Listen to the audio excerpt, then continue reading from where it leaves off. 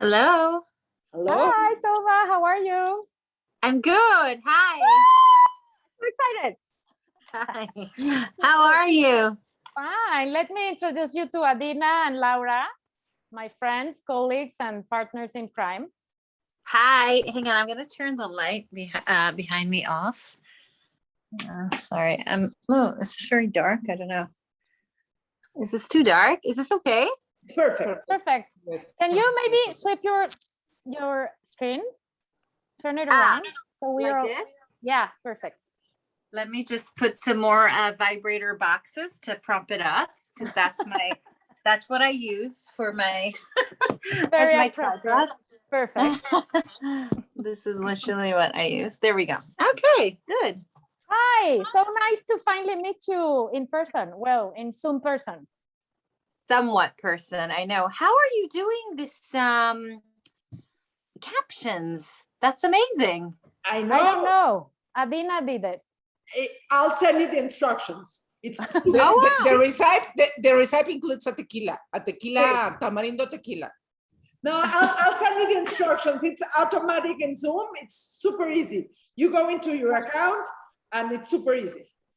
That's great. I'll oh my God. Yeah, please send me the instructions. That's amazing. Yeah, I guess only Tova can see them because I cannot.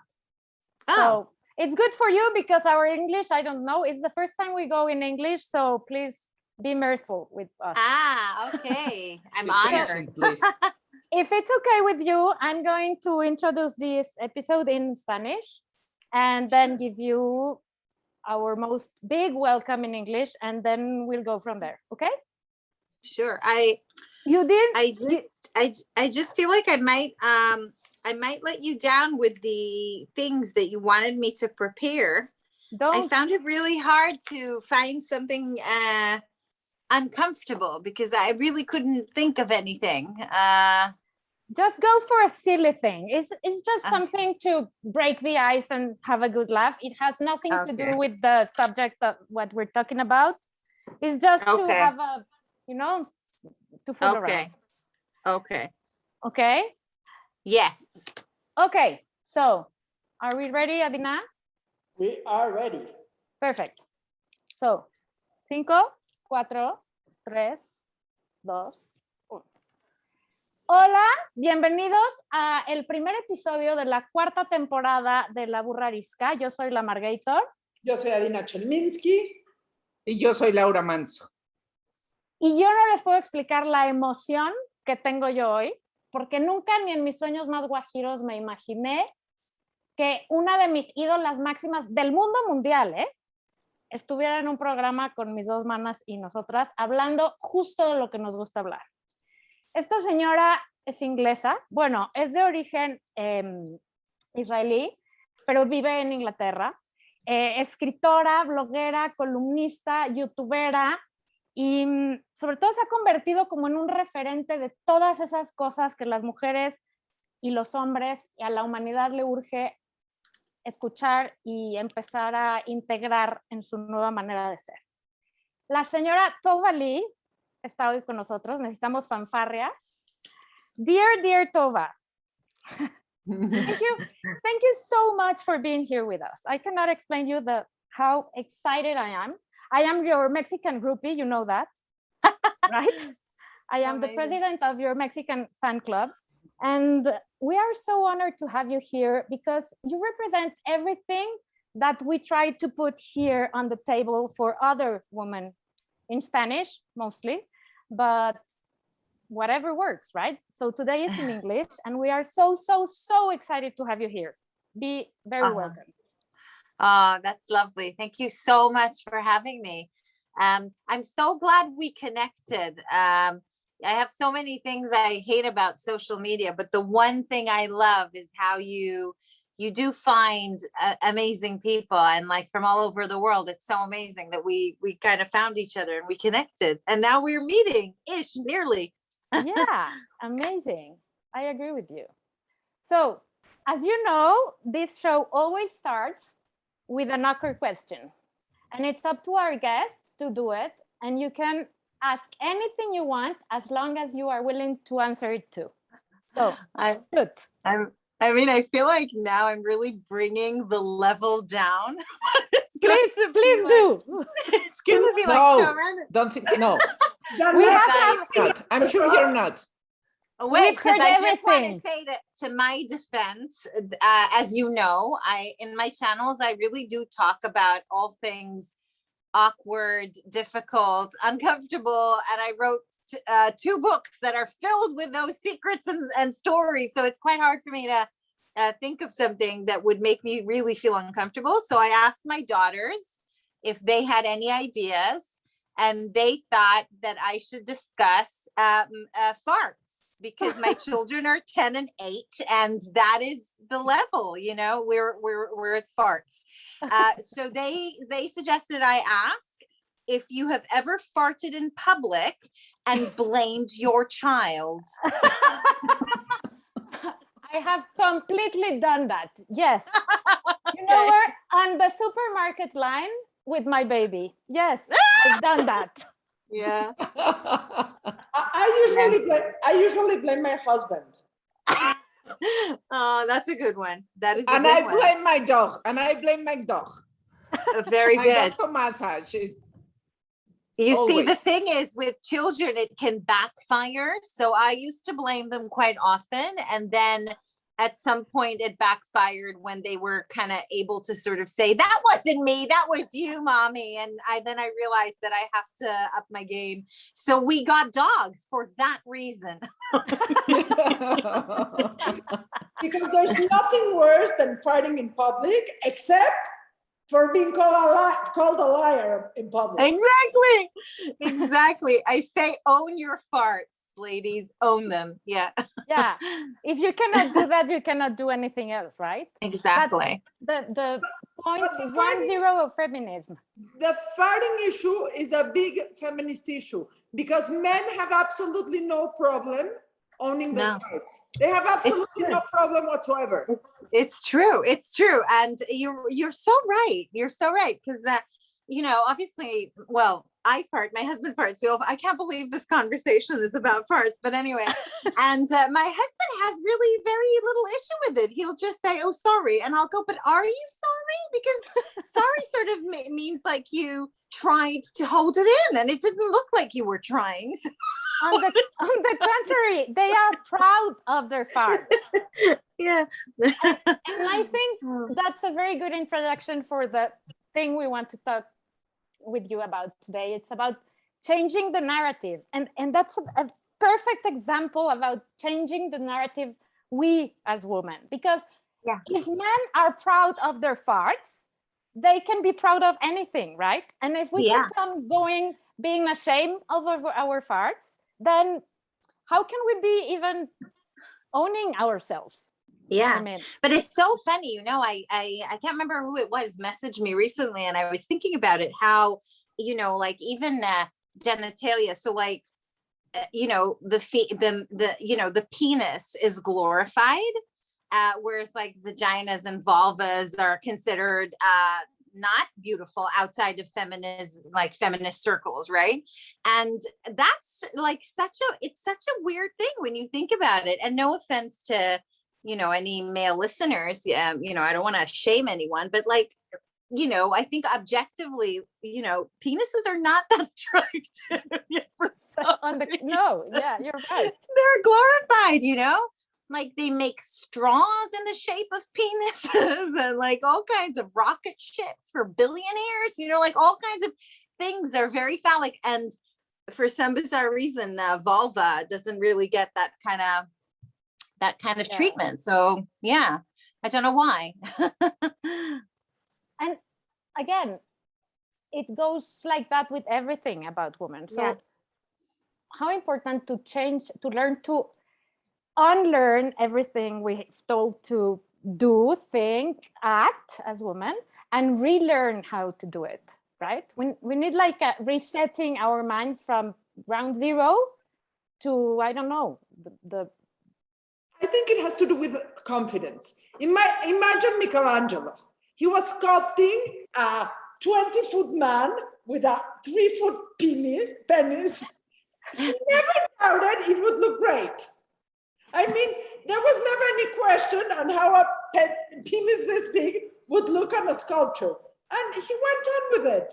There's no doubt that men are born so empowered that whatever gets in the way, in self-doubt, whatever self-doubt they have, they throw it away. And they learn to deal with that. And that's Yeah. the thing we don't know how to do yet, right? Tova, Yeah. Tova, do you remember when and where you started to change your narrative? You know what? I think that, first of all, you know, it goes back so many years, everything you're talking about. It's like, sometimes I feel like, where do you even start, right? To discuss the narrative. But obviously, when you think about, you know, men and women and the whole like history of feminism, and then you think about sexism and how language feeds into that, the messages that were given to women for generations, and even now today, you know, in 2021, despite the fact that, you know, women have the right to vote and different things that we didn't have not even 100 years ago, right, in certain parts of the world, and still in some part of the world, you know, in some parts of the world still don't have, the messages, the subconscious messages, the sexism is still out there. I cringe nearly every single time I watch any movie with my daughters that's pre-2019, you know, because I think it's getting better now. And I think there's more attention to it in dialogue and in casting and all that type of thing. But you watch anything, you know, from the 80s or from the 90s, or definitely from anything before there, it's cringeworthy to even watch it. It's just everywhere. For me personally, I grew up, I think, in a very, like a lot of people probably from my generation, very traditional setting in terms of family. My dad was the breadwinner. He brought in the money. He had a job. We didn't see him throughout the week. My mom was a homemaker, and she had no control over the finances, and you know, and it was very traditional in that way. I think that what was maybe, and I think my dad, again, it's not his fault in a way, because he was just part of that generation. So I was the eldest in my family, and I, without being told, knew, I say this in my book, in the first book, without being told, knew that despite, it really didn't matter how smart I was, how ambitious I was, how, you know, how whatever I was, there was still always that one thing that would hold me back compared to my brother. And that was the fact that I was a girl and he was a boy. Yeah, that penis. Again. Yeah. And, you know, and actually my dad was the one that kept saying to me, you know, study, make sure you study. But, and he even said it to me. This is how, I guess it was just so rooted even as in his mind. He said, you know, what you don't want is to not, you know, you don't want your husband to be educated and smart and you not knowing. You need to know, like, you need to be in the know. And I don't know. So I don't know. I feel like I grew up trying to prove myself. I grew up trying to prove that even though I was just a girl, I was as smart as my brother, as strong as my brother, as capable, you know, and I did that in every field, like in sports and, you know, in education. Like I always had to do just a bit more than him, literally to prove. And I always walked away feeling that no matter what I did, I still wasn't enough. Which is really sad when you think about it, you know. I feel bad. I don't know. You can't change the past, but that was my story. That was kind of like my background. And I think that maybe is why women's rights and just women in general was such a big thing for me and still is. And being a mom of 3 girls, I want them to be empowered and know, you know, their worth and that they can do whatever they want and all those type of things. So obviously that feeds into what I do now. I think your daughter and my daughter are related. Sorry? I think your father and my father are related. I think they share some DNA for sure. For sure. For sure. Yeah, for sure. I for think sure. all our fathers are related in that way, because it was another, and that's something I try to explain to my girl. I have a 16-year-old girl who was born with this flag about for all the rights in the world that have to be defended. She has that in her hand, right? She holds that, and it's becoming a little impossible to talk to her about anything, because she gets like on fire about everything, which is good for her age, right? But one thing I try to explain to her is that her grandparents are from another time, and I get the point, and I, of course, in the battle with her to change that narrative, but you have to also give some space to the older people to start to get that the world has changed, right? Yeah. Hopefully they will get there, and some of them won't.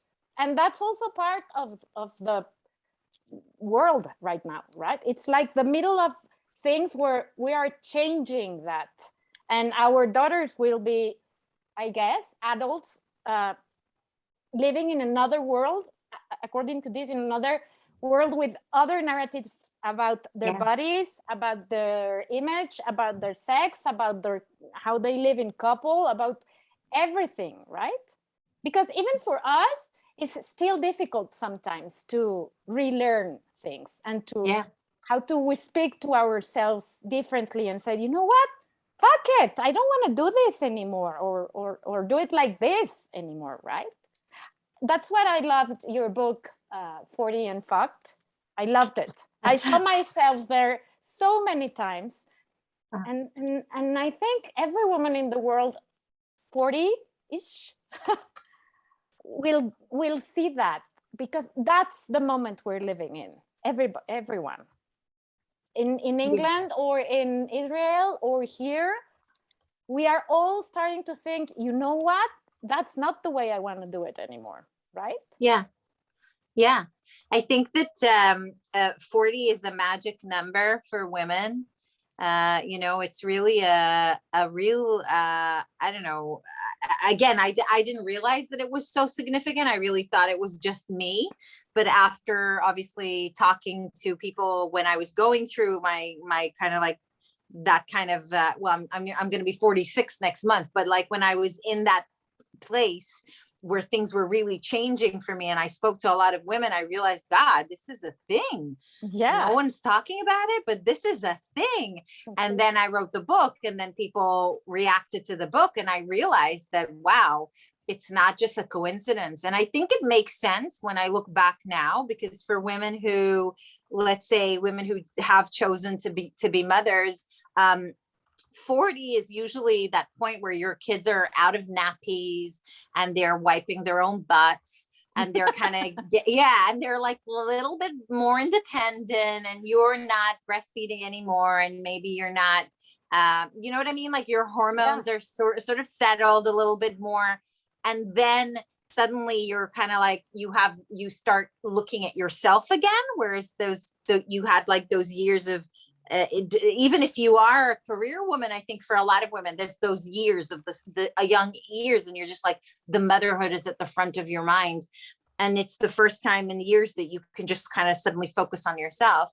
And that's one thing. But the other thing I also think is, I honestly do believe that there's a lot of conspiracies out in the world, and most of them have to do with gender and with women, particularly, like, one of the things being, women,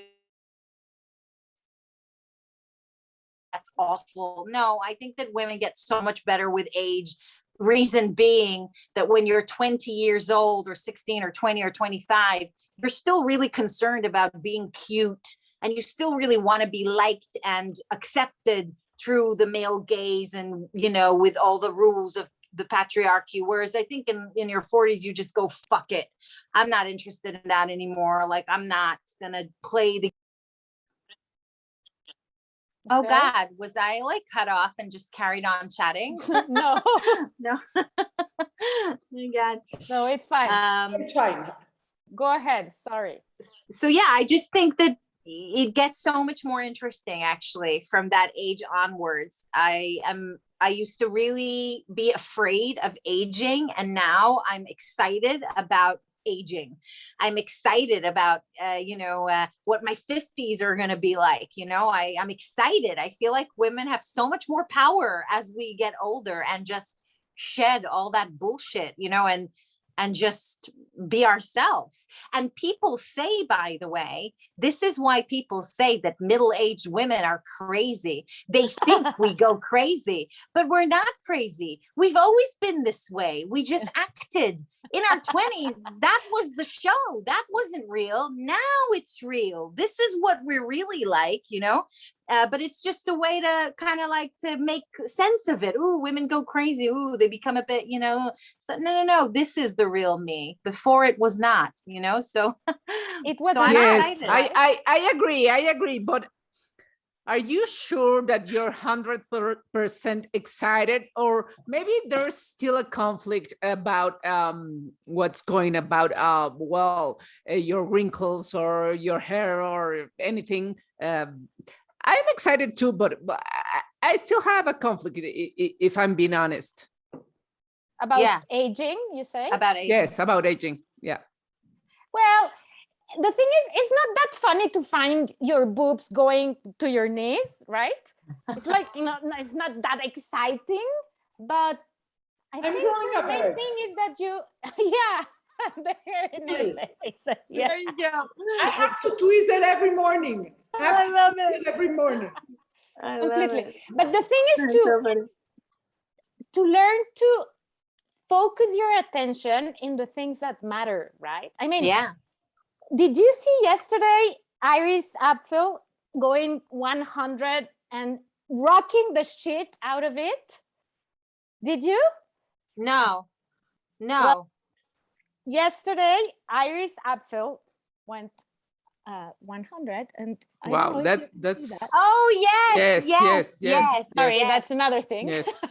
But I mean, she's great. The thing is, one of the things we need to change about the narrative is that aging sucks, and it does in some little ways. But it only sucks if you're a woman. Why? Because everything about being a woman is so strongly linked to your appearance and to looks. Exactly. So then when you go, aging, then like you said, the boobs drop down, I'm getting wrinkles, like I'm not looking, I gain weight, I've got a beard, whatever, all the things that happen with aging. And because our value and everything as women is so deeply linked with looks, it's all bad, right? Men, people say like, men get better with age, and it's like, because they're not, their worth is usually not linked so much or as much as women is to their appearance. So they're allowed to age. Women are just simply not allowed to age. Yeah, we're held to impossible standards, because if you look beautiful, then you're dumb, and if you are very successful, then you're a bitch, and if you're successful and you look good, then your kids must be serial killers, because it means you never spend time at home. So we're held to impossible standards. It's a lose-lose situation for us, because no matter whatever we do, someone else finds it unacceptable. And the question is, why do we care so much? And no, so go ahead. Here's the thing. It took me a while to understand this, and then I started researching it, and I saw that I have not come up with this theory. Okay, there's a lot of studies that have been written about it, and I wish I could quote and tell you who by who, but I can't. So look it up after and do your own research. But this is where I'm coming from. Somebody benefits from the fact that women obsess over their looks constantly. Who's benefiting from it? Think about it. This is making a lot of money for a lot of people, of course. Mainly men, and also it takes our eye off the ball. Like, if I'm very busy about my looks and all that type of thing, then I'm not looking at other things. I'm not noticing what's happening to women's rights, and I'm not noticing what's happening in the world and more important issues. And I say this with all the love and compassion to anybody who is struggling, with body acceptance or with their own, their own personal journey. I totally get it. I'm not trying to dismiss it. I'm just saying that in my own personal journey, it was a eureka moment when I just went, oh my God, the amount of minutes and hours and days that I have wasted and spent obsessing over something that is out of my control anyway has taken me away from so many other things that are just happening underneath my nose, and I haven't noticed who is benefiting from that. Oh my God. Oh my God. And it was just that moment that I went, no more. I don't care about that. There's more important things. And this is what I want to be talking about. And this is what I want to be dealing with. And I still post stuff about body image because I do appreciate and I understand that it's still a very important issue for a lot of people. But I do try when I talk about it to come at it from that perspective. Sorry. One thing is, you posted last week or the week before last, you posted a picture of yourself in a bathing suit and you got some terrible comments. Terrible. Where's the line? Comments, judgment from men. Where is the line of what's acceptable and unacceptable for one person to judge another? Yeah, I don't know. And, like I get those messages a lot. I honestly don't care because, like when you think about it, and don't get me wrong, like sometimes, and usually in the past more so, when people would say offensive things to me, you get offended, of course, because it's like nobody wants to hear bad things. And especially when they're very personal. So not so much about appearance, but like if they say something about my family or my children, like I don't like that, but I really don't get offended anymore because I don't know them and they don't know me. So, it's like, why would I get offended by a total stranger? If a friend said something like that to me, or my husband or my children thought bad things about me, that would really be something that I, kind of like think about more and whatever. But total strangers, I honestly don't care. The only reason I shared it was because it was a really good opportunity to talk about misogyny. And it was a great opportunity to talk about, online bullying or whatever it is, And when you responded to that, you did it brilliantly, as you always do, saying that we women don't owe you, men or other women, beauty or a standard of how much we had to wait or how much we have to spend on our clothes or whatever. I mean, because this thing and this bullyingness, it doesn't come only from men. It always comes, it also comes from women most of the times or a lot of the times. And that's like the shittiest of shit things to do, throwing shit at another woman, right? Because she's not size 0 like you think she should be, or because she does or doesn't do whatever you think, right? So I think it's amazing that we still think we have to fit in some standard that I don't know who invented or the beauty industry, of course. The other day I had a debate with a woman in social media that told me that some women like to wear jihabs and burqas, and I answered that it was because of ignorance, no? And then she told me, no, feminist women like to wear burqas, but it's the same problem as we like to use to wear makeup or to wear these beauty standards, and that's what we need to understand. What is going outside to understand, or it's better to understand what is going inside us, because these beauty standards were established by the beauty industry, that it's millions, we're talking about millions of dollars. So if we get, it's like very similar if I do wear jihabs because I own, and then I could go to heaven, no? But we wear high heels because I'm a better woman if I wear high heels, no? So it's like the same fight. You could compare this fight of understanding what's going on inside of you and what's going on outside. Who is establishing these rules? The Yeah, men, the patriarchy in religion or in business is the same. I think it's the same.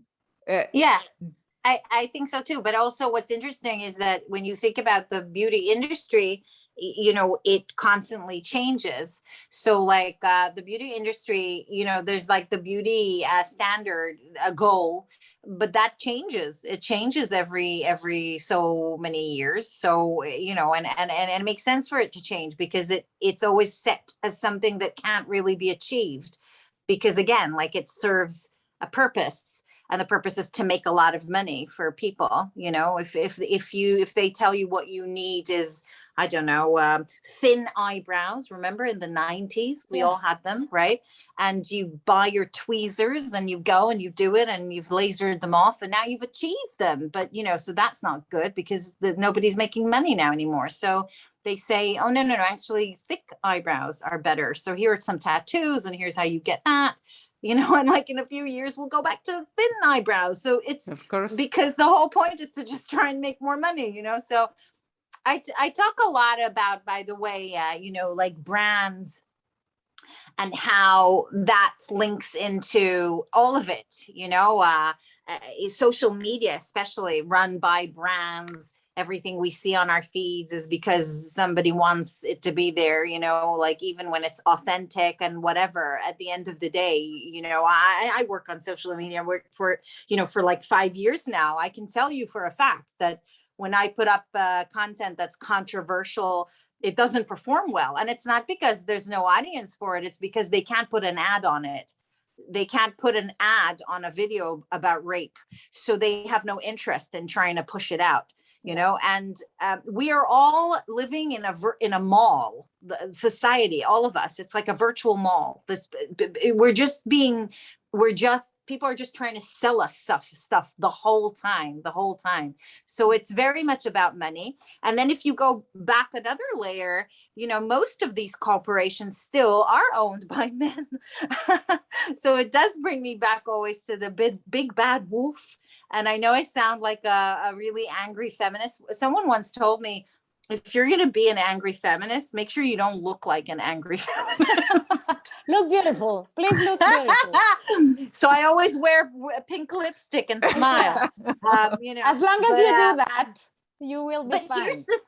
But here's the thing. Even now, I laugh about it. And when they told me that, I took it into account. I thought, oh, okay, that makes sense. So when I do a video about sexism or whatever, I'll make sure to put the pink lipstick on and not shout. Because really what I want to do is fucking shout. And you know why? Because I am angry. And why wouldn't I be? Women have every right to be angry. You know, I don't really, that argument is very funny in my opinion, you know. And if you are constantly like, as women, and again, like, I don't know your background, but I acknowledge the fact that as a white woman living in a Western country, I'm super privileged. I acknowledge that, you know, compared to many other women who have completely different backgrounds to me, I am 100% privileged. But compared to my white male colleague, I am less privileged. And as a woman, and this I don't think matters so much your background or your color. You know, as every woman, right, has experienced sexual harassment or some form of sexual harassment in her life, discrimination, some women even more so than others, abuse or any kind of violence or whatever it's part of, and even just intimidation. Our freedoms are limited in certain ways, in, you know, these little things that we know not to do as women, blah, blah, blah. That's our liberties taken away from us. So even with all the rights we have, we don't have certain rights that should just be, you know, the norm. So my point is, I can't even remember what my point is. Oh yeah, my point is that I am angry, and I think I have every right to be. And I think that, again, this is another reason why people think, oh, women, middle-aged women are just angry. We are. And we are. What? And what? And we should be proud of it. And that's the point. That's the narrative we should change. We need to be proud of having enough of, you know, this bullshit we have been living in, right? I mean, like, going back a little to the beauty industry, don't you find it funny that we buy things that insults us? I mean, this is for if you have ugly, straightened, two hairs that looks like shit, this product is for you. Oh my God, I need this, right? Yeah. All the beauty industry is targeted to make us feel insufficient and bad about ourselves, and make us be different, and that's so fucked up, right? Instead of I don't know, I think the world needs, and women need more of accepting yourself as you are, and empower yourself in the good way. Not, I hate the word empowered in, you know, this sophisticated way. No, really empowered inside of you, in putting your feet inside your shoes and saying, this is me and I'm proud of being me, and these are my hips and these are my boobs above my knees, or whatever they are, wherever they are. I don't know. I think it's crazy that we are spending our life, which is so short and can immediately end with no previous announcement. We are spending our lives feeling inadequate, and I think that's a tragedy. And I don't want to. I think we need to raise our kids, boys and girls, differently, because boys need to learn this stuff too. Because if we don't get the men in the program and the boys in the program, we will never change this. We need everybody in this, and we need to change the world with our kids. No, genderless, right? What do you think it will happen when the beauty industry I think it's happening now that they understand that we are changing and we won't accept more things that our buy things that make us feel better, no? And they will change. It's the economy is the economy. So this is very important to understand. So what's going inside you? So and what is going outside you, and what's going in the beauty industry and the body image? What will happen? What will happen then? Because the economy won't crack. I think the economy is still the economy, and they will keep on doing the thing, trying to sell us everything. Yes. I mean, I don't know. I'm not an economist, and I don't know. But I think that, like with everything, you know, there's always like processes happening, and they happen simultaneously. So like some will progress in one way, and other things will progress in another way. And do you know what I mean? Like sometimes it feels like you take 2 steps forward, 1 step back. It's that kind of feeling. So on the one hand, I think that I do see, you know, I'm a lot on TikTok as well. And obviously it's a much a younger crowd. And I see alarming, you know, content there, and young girls sort of feeling very self-conscious about, you know, their bodies or whatever, because, and to an extent that I never experienced when I was their age. So in that way, it's gotten worse, because porn, for example, plays a much bigger part in youth's lives than it ever did when we were that age. You know, like we didn't have Pornhub, and we didn't watch porn at the age of 10. And now like kids are exposed to it from such an early age, and that does damage you know, their perception of, you know, relationships, sex, and body image. So on the one hand, I see that, and that's very discouraging and upsetting. But on the other hand, I see a lot of young people, you know, sort of talking about, you know, having a different type of conversation, you know, whether it's about gender and whether it's about body acceptance. So I see like both things happening at the same time. And I also think that because you know, there's more awareness now. I don't know, it's going to be hopefully down. Well, I think it's going to be down to the young generation, the Gen Zs, and whoever comes after them, to sort of, you know, maybe, change the narrative. You know, I read an article about it, how they want to, it's like a generation that really wants to do good in the world. You know, things like the environment really matters to them, and being, you know, sustainable products. Again, not things that we grew up thinking about, things that we've had to learn, you know, and relearn. And they're born, again, not everybody obviously, but my point is, like, they're so different from us. So I don't know, who, maybe they will rebel, you know, maybe there'll be a revolution against the corporate type of world, and there'll be a longing to go back to nature and to something more organic. I don't know. Who knows? I hope. Who knows? I hope so too, yeah. I want to ask you a question. This question would never be asked in a Zoom of 4 men, but your husband is wonderful. Okay. So, I mean, he's game. He goes, I mean, I know marriage is much more complicated than whatever happens On Instagram, yeah. in social media. But I feel he is a wonderful partner to all of your, not your empowerment, but he's a wonderful partner to all of your Journey. ground and to all of your courage. So what can you tell us about him? Because for whomever is listening to this and doesn't know, Tova and her husband have an amazing podcast together. Thank and you. he's game. He's a Yeah, great, he has a sense of humor.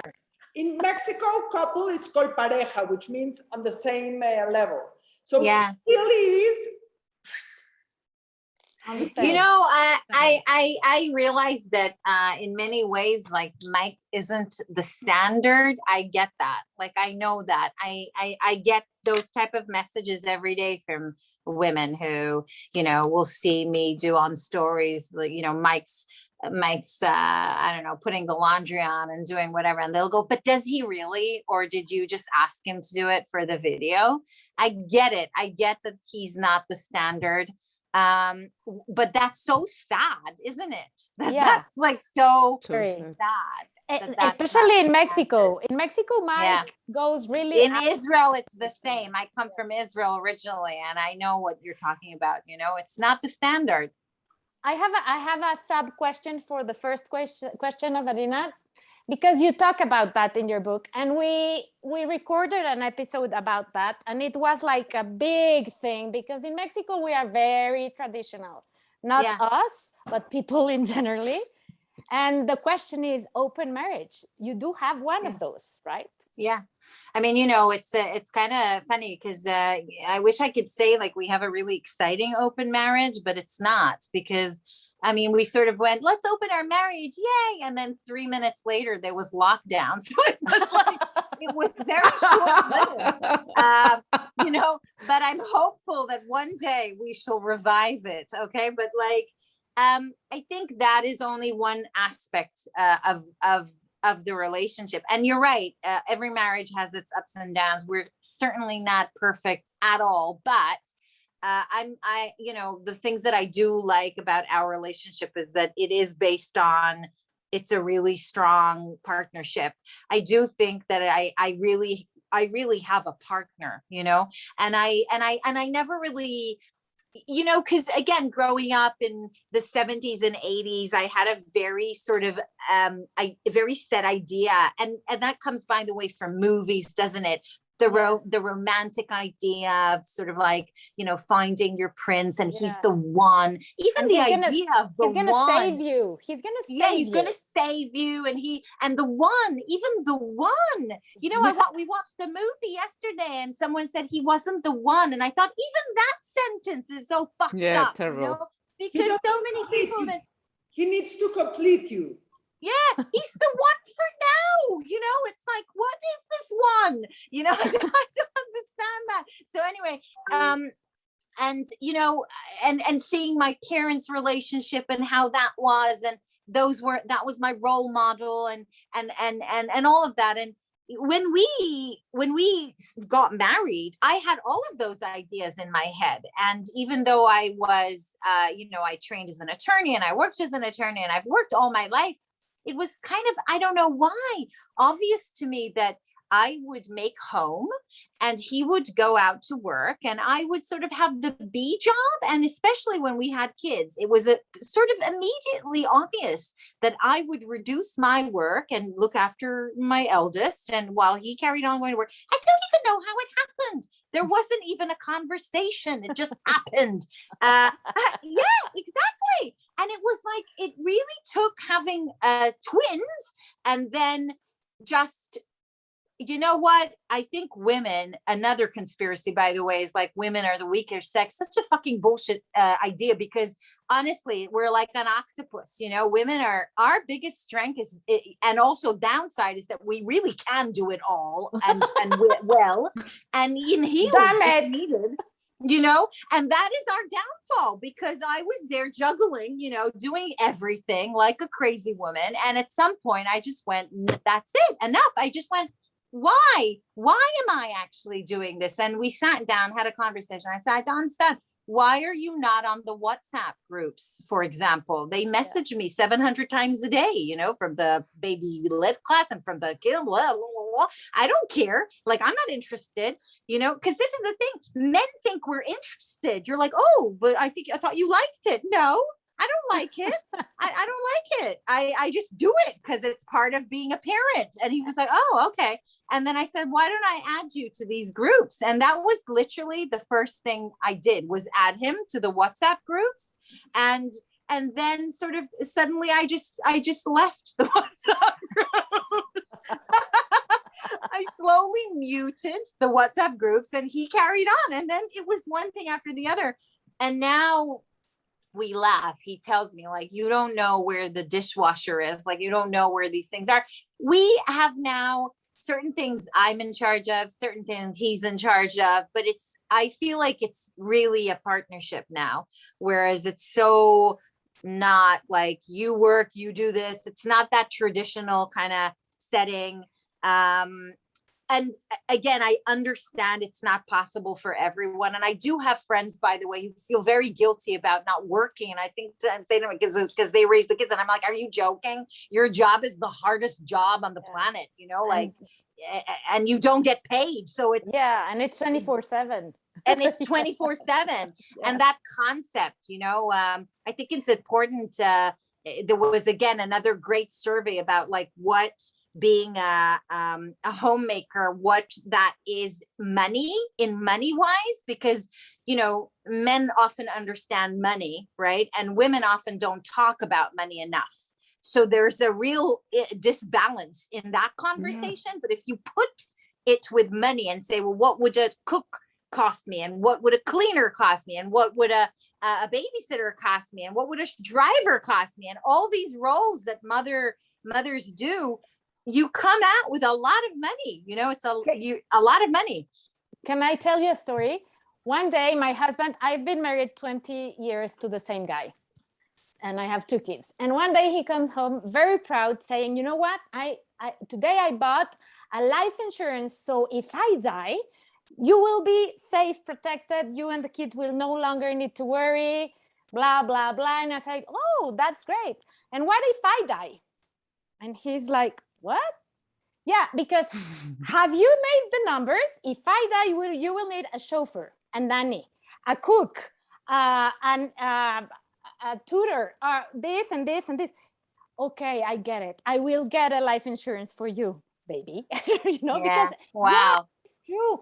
And how important for us, and I think that's one of the 0.10 of changing the narrative, to learn to ask for help to our partners, because we do all of what you said because someone has to do it, right? So we are the default parent and the default home care, or whatever it's called, and we need to learn to say, I need help. it's your turn to cook or to change the diaper or to go to school and fight with the teacher about whatever you need to fight with the teacher, or to be in the WhatsApp group.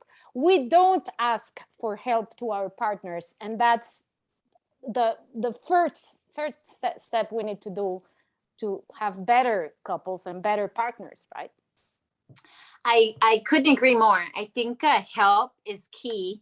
And I think that, there's that big debate about whether or not women can have it all or can't have it all. And then nobody asks that question ever about men, because you immediately know that men can have it all. But the only reason they can is because of the often unpaid help of women. Exactly. That is why Of they course. can have it all. And then the thing that women need to us as women, we need to completely just release is that guilt. It's okay to have help, and it can be any type of help. It can be hired help if you can afford it. It can be friends and family, and men need to step up. It's okay, it's okay. And to lean in, as Sheryl Sandberg says. Yeah. Right? Yeah, and to lean in. Yeah. Yeah. Okay, so tell us something about your new book, because I so need to read it and have it in my hands, because I think it's very, very funny. It is? Well, it's on its way to you, but here it is. I have Woo! it. I came prepared. It's called You Did What? ? And it's basically a collection of secrets and confessions and lots of funny and outrageous stories from people from all over the world, which I've collected. And I love confessions. I've been sharing people's confessions for years on social media. Honestly, it started just for fun, but then very quickly I realized that actually people have the same secrets and they feel a lot of shame about the same things. But actually, when you kind of, you come out with it, you realize that, there's nothing to be ashamed about. And I just thought it would be great to put it all in a book. Can you give us like a little bite of it? God, Sample? there's so many. There's parenting confessions, which are really cute, and there's obviously sex and relationships, lots of fantasies, lots of sex stories gone wrong. There's also Are some of these confessions yours? I wrote the intro to each section, so I share some of my secrets and stories in those sections. So I had to share something from each section. So yes. We could close with a confession. Go on then. You start. You did what? Once I put some laxative pills in someone's coffee at the office. Wow. At the office. So I was an adult. Nice. It was very fun. It was a revenge story. For you. Revenge. It was revenge. It was revenge. It was Lots fun of for you. Revenge stories in the book. Lots. I Yeah, mean, the stuff yeah. people do is actually, it's interesting. Never drinking coffee with you ever again. Yeah. I once, when I was in high school, I read that if you, ¿cómo se dice limar las uñas? If you when you do your nails, I don't know. when you do your nails, but you don't cut them, you use nail Filing. A Yeah. filer. The powder of that, if the man, the wanted man, drink it, was going to make sure he was going to fall for you. So he was at my place, and I went to my bathroom and limé mis uñas, Your nails. Yeah. and I put it in, I don't know, he asked for a Coke or something, and I just like put it in it and give him, and he did not fall for me. So that day I stopped believing on It didn't work. Yeah, I did that.